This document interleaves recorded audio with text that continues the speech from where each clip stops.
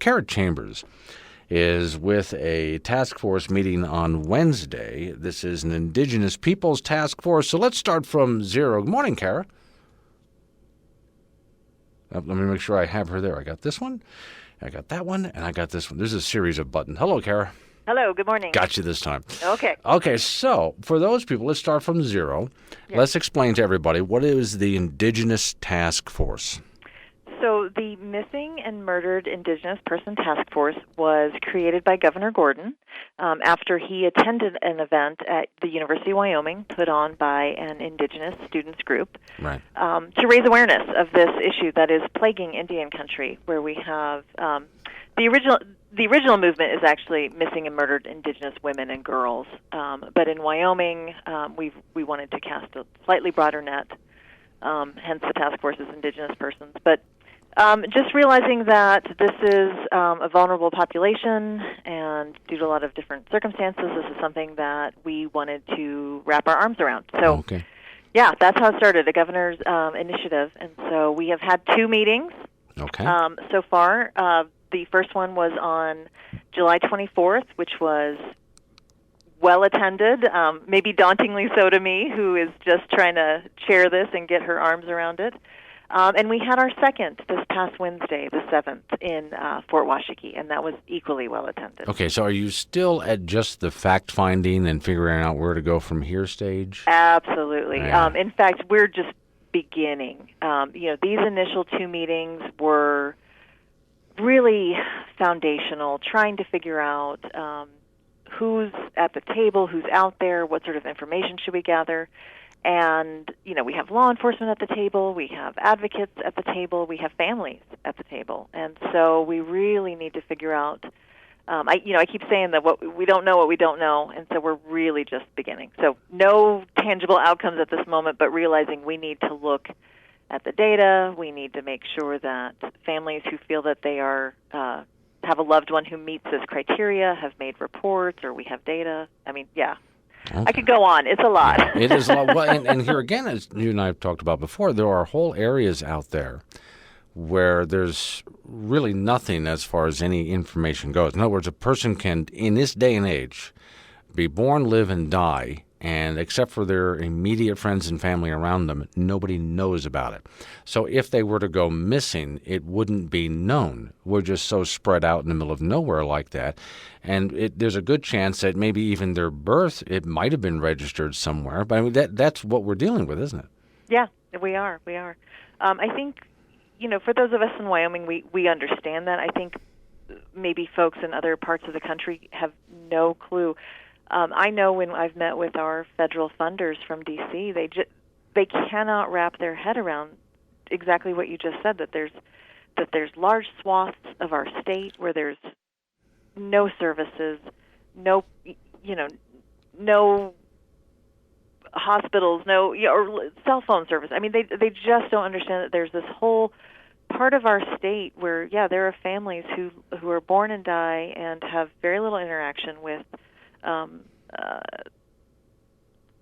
authorities or whatnot, and then there's a cultural considerations that we need to make. Well, wait, as let's well, talk about to understand. that. Yeah, because you and I've talked about this, but we hadn't talked about the cultural consideration Right. because, and now, of course, I have to bring up, it's a great movie to watch, Wind River. Right. So here come the federal agents because somebody was just found dead out there in the snow somewhere. Who was she? Only the local family knows. And now here's somebody from the federal government that wants to get involved. And even though this person is well-intentioned, completely mistrusted, and there's some good reasons why. So when we do bring in, like you want to do, you want to study, you want to figure out what to do, but you might bring in some authority figures that aren't necessarily trusted.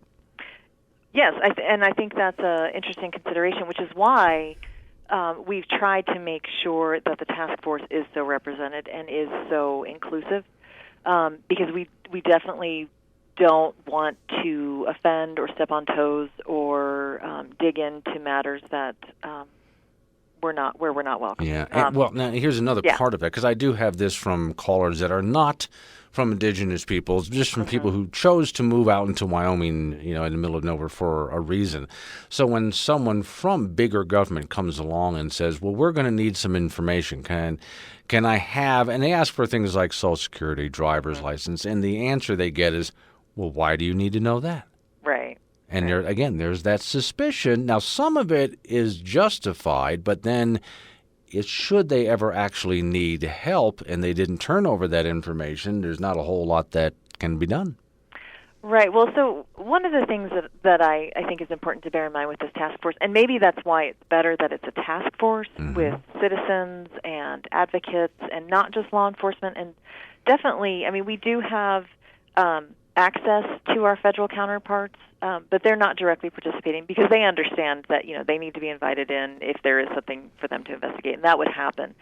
But right now, it's making sure, I mean, the goal of the task force is to make sure that the families involved feel that they're being listened to and heard, and not just counted as a number or a data, and, not just statistics, not just I need, driver's license and birth certificate and Social Security or whatever, but that we're hearing these family stories, that we're listening to what's going on. And I will say, one of the interesting things that came about on our August 7th meeting was we talked to some service providers in Fremont County who talked about people who may be leaving the reservation willingly, wanting to disappear willingly, and how are we going to navigate that?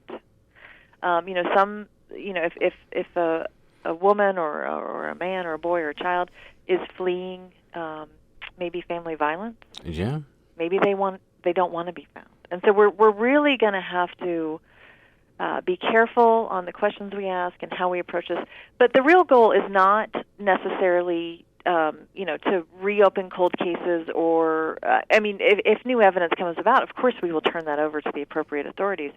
But the information I have from law enforcement thus far is, obviously if something's reported and we know about it, we're following up. But yeah, we're trying to close that gap between, for various reasons and maybe barriers, whether it's cultural, economic, or what have you.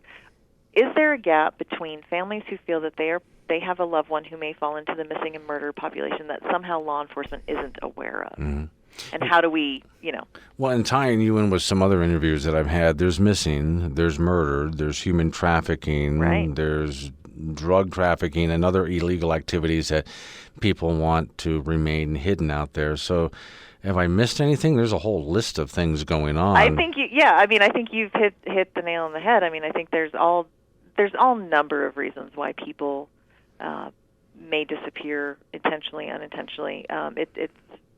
It may be innocuous circumstances. It may be nefarious circumstances. But you're right. And one other thing that came out of our task force meeting with the Wind River Chief of Police, Tony Larvey, was, a lot of the reports, they have our runaways, which is a slightly different nuance to the missing.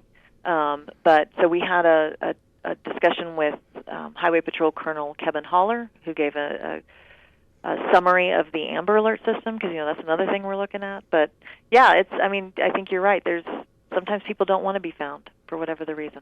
Wow. Boy, okay, I got a lot. Yeah, you got a mess to deal with. Okay, so you're not going to know the answer, but I'm going to throw it out there anyway. Oh, I love those questions. Okay, how long do you think it's going to take to figure out what you need to know? That's a tough one. I mean, you might be at this for a few years. Yes, I think we might. Yeah. So I think the first tangible outcome of the task force is going to be legislation that will enable federal, state, tribal outfits to communicate better.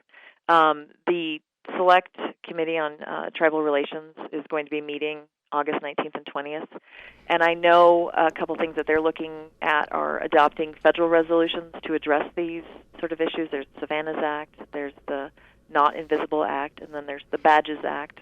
And Badges is an acronym that unfortunately I don't have for you. But yeah, it's going to take years. I think the first thing, in January, or excuse me, this is the budget session, so later than that, is we get this legislation to allow us to collect data, to make sure that there's no roadblocks between these agencies to talk to each other.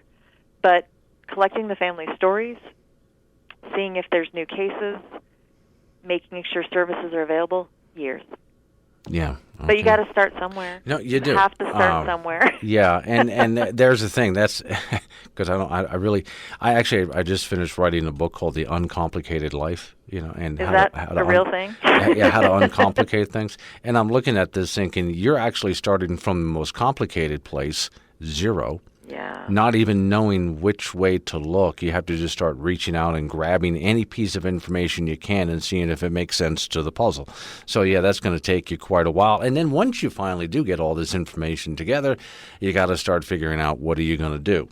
That right. Because there isn't an answer on that either. There's no answer on what do you even do at this point. So, okay, yeah. Here's what I'd like. You have the number for me and the Lady Alex. I do. As you continue with these meetings, I'd like just constant updates from you. In other words, you and I are going to be talking for years. All right. And we'll put this together. And if anyone has any ideas out there, I'd love for them to contact us so we can pass them on to you. How do people get a hold of you, by the way, if they're interested in helping out?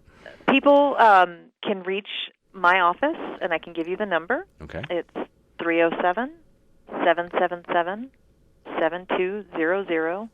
That's the Division of Victim Services with the Attorney General's office. We have a website. If you go to the state of Wyoming and you go to Attorney General's office, you can click on that, and it says other divisions. So there's the law office, there's DCI, there's victim services, we have a website presence. Okay. And I'll give you my email very Okay. briefly.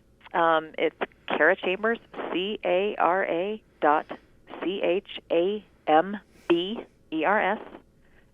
@WYO.gov. Okay. Carol, like it or not, we're your new best friends. I like it. Okay. And I appreciate you guys shining a spotlight on Thanks this. for coming on. I appreciate it. Thank you. 9:19 is the time.